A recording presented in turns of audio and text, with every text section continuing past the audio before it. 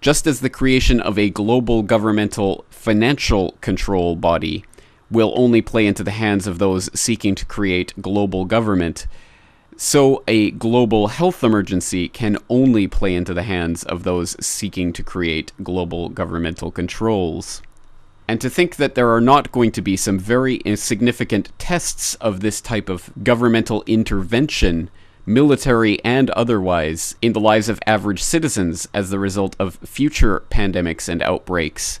one need only look at the ways in which this current swine flu panic, again, only resulting in a handful of deaths, there have already been substantial moves made to implement medical martial law, not just the passing of that act in Massachusetts. For one indication of that, we can turn to computerworld.com, April 30th, 2009.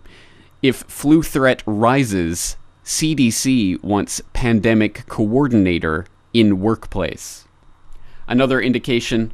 for those who might think that this is solely an American issue, comes from an Australian article from the Australian Broadcasting Corporation at abc.net.au from April 28, 2009, mandatory detention laws for flu sufferers.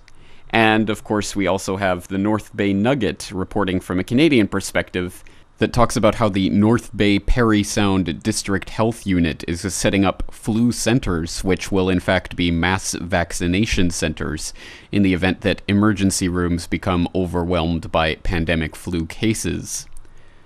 Again, of course, all of these stories and many, many, many more that we don't have time to get into today, but which I leave you to research for yourself,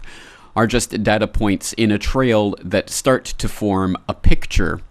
that shows us a very bleak future if and when the governments of the Western world decide to pull the trigger on the pandemic martial law scenario.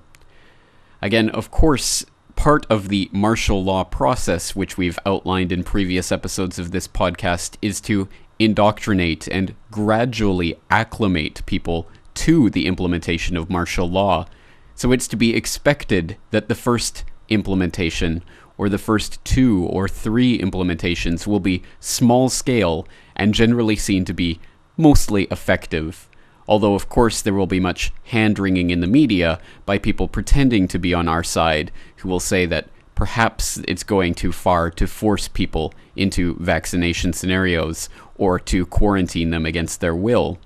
But eventually, of course, the whole media process will serve only to further cement in the minds of the general public that such steps are necessary. And eventually, by the time the public is acclimated to the idea, then all it would take is the release of a biowarfare agent, whether from a real bioterrorist group or, as is more often the case, by the government. It will be used to effect the full-scale implementation of what they are only beginning to test out at the moment. And of course, just like a martial law scenario that would play out in the event of a terrorist attack, a martial law scenario in the wake of a pandemic attack could only be pulled off if a sufficient percentage of the public were unaware of the ultimate game plan. And of course, that game plan is exactly what was talked about in today's first Real News story from Jim Tucker reporting from this year's Bilderberg, and revealing that, yes indeed, top of the agenda is how to exploit the swine flu hysteria to further strengthen the World Health Organization and implement World Health regulations. So once again, the swine flu hysteria, which has been fed and fed upon by the controlled corporate media, and has sufficiently served to raise public hysteria, is, of course, another stepping stone on the way to global government, just like so many other issues have been exploited in exactly this way. So what then can we actually do about this? Well, of course, forewarned is forearmed, knowledge is power, and we have to inform others about what is really going on. And an absolute cornerstone of this research is the understanding that the vaccines that they're going to try to use in the event of the next pandemic are more likely than not going to hurt people than save them. And we have to expose that by exposing some of the very troubling information about vaccines presented in today's episode.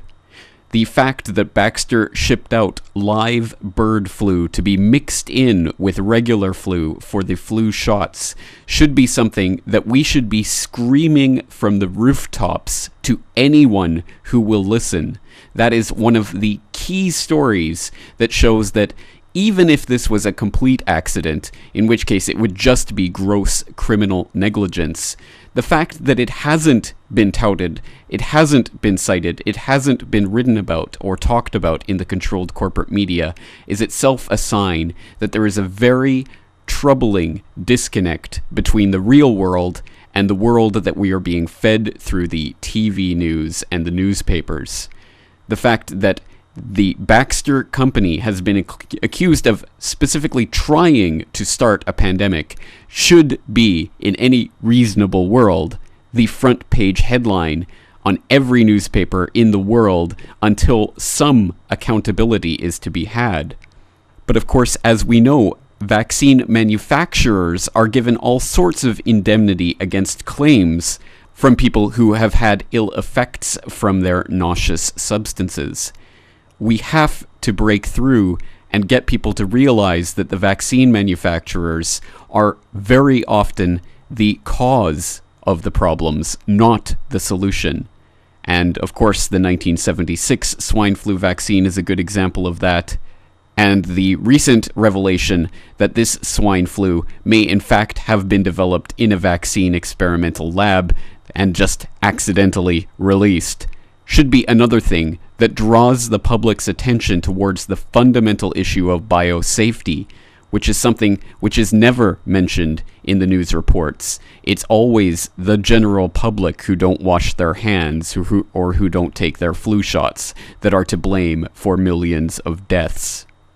At this point, I leave you to go out there and do your own research, but of course, get that research out to others. Without exposing others to this information and waking them up to what is really going on, we will not prevail in this fight, and medical martial law will be implemented.